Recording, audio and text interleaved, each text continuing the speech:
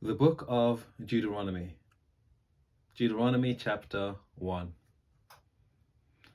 These are the words that Moses spoke to all Israel beyond the Jordan, in the wilderness, on the plain opposite Suph, between Paran and Tophel, Laban, Hazeroth, and Di-Zahab, by the way of Mount Seir. It takes 11 days to reach Kadesh Barnea from Horeb. In the 40th year, on the first day of the 11th month, Moses spoke to the Israelites just as the Lord had commanded him to speak to them. This was after he had defeated King Sihon of the Amorites, who reigned in Heshbon, and King Og of Bashan, who reigned in Ashtaroth and in Edrei. Beyond the Jordan in the land of Moab, Moses undertook to expound this law as follows. The Lord our God spoke to us at Horeb, saying, You have stayed long enough at this mountain.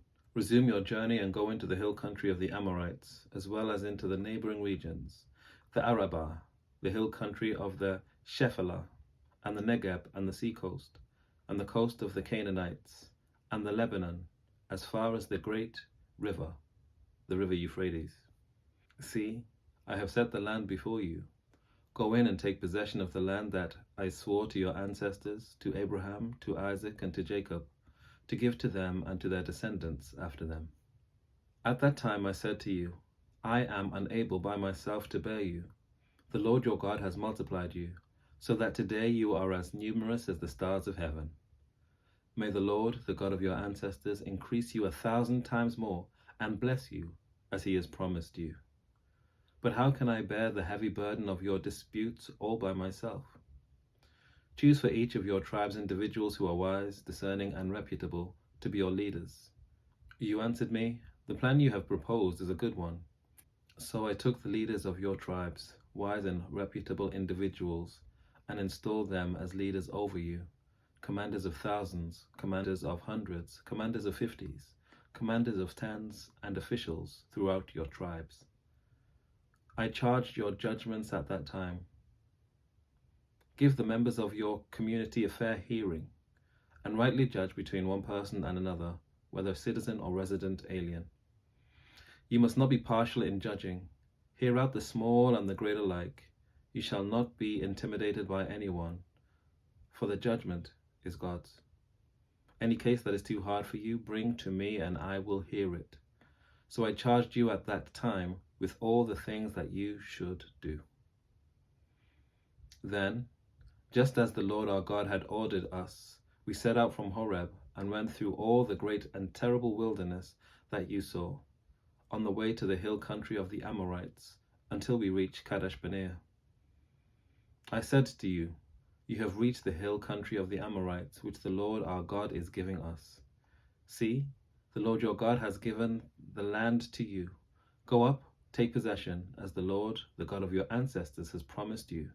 Do not fear or be dismayed. All of you came to me and said, Let us send men ahead of us to explore the land for us, and bring back a report to us regarding the route by which we should go up and the cities we will come to. The plan seemed good to me, and I selected 12 of you, one from each tribe. They set out and went up into the hill country, and when they reached the valley of Eshcol, they spied it out, and gathered some of the land's produce, which they brought down to us. They brought back a report to us and said, It is a good land that the Lord our God is giving us. But you were unwilling to go up. You rebelled against the command of the Lord your God. You grumbled in your tents and said, It is because the Lord hates us that he has brought us out of the land of Egypt, to hand us over to the Amorites to destroy us. Where are we headed? Our kindred have made our hearts melt by reporting. The people are stronger and taller than we. The cities are large and fortified up to heaven. We actually saw there the offspring of Anakim. I said to you, Have no dread or fear of them. The Lord your God who goes before you is the one who will fight for you, just as he did for you in Egypt before your very eyes, and in the wilderness, where you saw how the Lord your God carried you, just as one carries a child, all the way that you traveled until you reached this place. But in spite of this, you have no trust in the Lord your God, who goes before you on the way to seek out a place for you to camp, in fire by night and in the cloud by day, to show you the route you should take. When the Lord heard your words, he was wrathful and sore. Not one of these, not one of this evil generation shall see the good land that I swore to give your ancestors, except Caleb, son of Jephunneh. He shall see it, and to him and to his descendants I will give the land on which he sets foot, because of his complete fidelity to the Lord. Even with me the Lord was angry on your account, saying, You shall not enter there.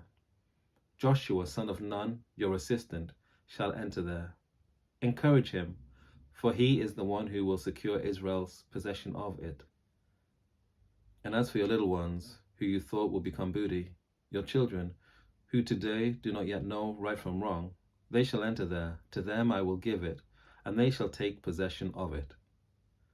But as for you, journey back into the wilderness in the direction of the Red Sea. You answered me, We have sinned against the Lord. We are ready to go up and fight, just as the Lord our God commanded us. So all of you strapped on your battle gear and thought it easy to go up into the hill country. The Lord said to me, Say to them, Do not go up and do not fight, for I am not in the midst of you. Otherwise you will be defeated by your enemies. Although I told you, you would not listen. You rebelled against the command of the Lord and presumptuously went up into the hill country. The Amorites who lived in that hill country then came out against you and chased you as bees do. They beat you down in Seir as far as Hormah. When you returned and wept before the Lord would neither heed your voice nor pay you any attention. Deuteronomy Chapter 2. After you had stayed at Kadesh as many days as you did, we journeyed back into the wilderness, in the direction of the Red Sea, as the Lord had told me, and skirted Mount Seir for many days. Then the Lord said to me, You have been skirting this hill country long enough. Head north, and charge the people as follows. You are about to pass through the territory of your kindred, the descendants of Esau who live in Seir. They will be afraid of you, so be very careful not to engage in battle with them, for I will not give you even so much as a foot's length of their land, since I have given Mount Seir to Esau as a possession. You shall purchase food from them for money, so that you may eat, and you shall also buy water from them for money, so that you may drink. Surely the Lord your God has blessed you in all your undertakings. He knows you're going through this great wilderness. These 40 years the Lord your God has been with you. You have lacked nothing. So we passed by our kin, the descendants of Esau who live in Seir, leaving behind the route of the Arabah, and leaving behind Elath and Ezion-Geber. When we had headed out along the route of the wilderness of Moab, the Lord said to me, Do not harass Moab or engage them in battle, for I will not give you any of its land as a possession, since I have given Ar as a possession to the descendants of Lot. The Emim, a large and numerous people, as tall as Anakim, had formerly inhabited it. Like the Anakim, they are usually reckoned as Rephaim, though the Moabites call them Emim. Moreover, the Horim had formerly inhabited Seir, but the descendants of Esau dispossessed them, destroying them, and settling in their place, as Israel had done in the land that the Lord gave them as a possession. Now then, proceed to cross over the Wadi Zered. So we crossed over the Wadi Zered, and the length of time we had traveled from Kadesh Barnea until we crossed the Wadi Zered was 38 years, until the entire generation of warriors had perished from the camp, as the Lord had sworn concerning them. Indeed, the Lord's own hand was against them, to root them out from the camp, until all had perished. Just as soon as all the warriors had died off from among the people, the Lord spoke to me, saying, Today you are going to cross the boundary of Moab at Ar. When you approach the frontier of the Ammonites, do not harass them or engage them in battle, for I will not give the land of the Ammonites to you as a possession, because I have given it to the descendants of Lot. It also is usually reckoned as the land of the Rephaim.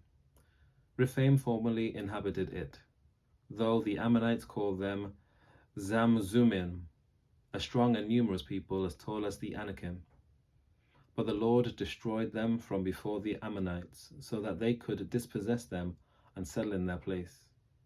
He did the same for the descendants of Esau who lived in Seir, by destroying the Horim before them, so that they could dispossess them and settle in their place even to this day.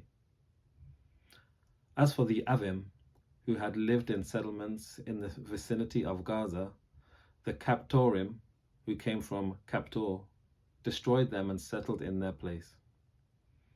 Proceed on your journey across the Wadi Arnon.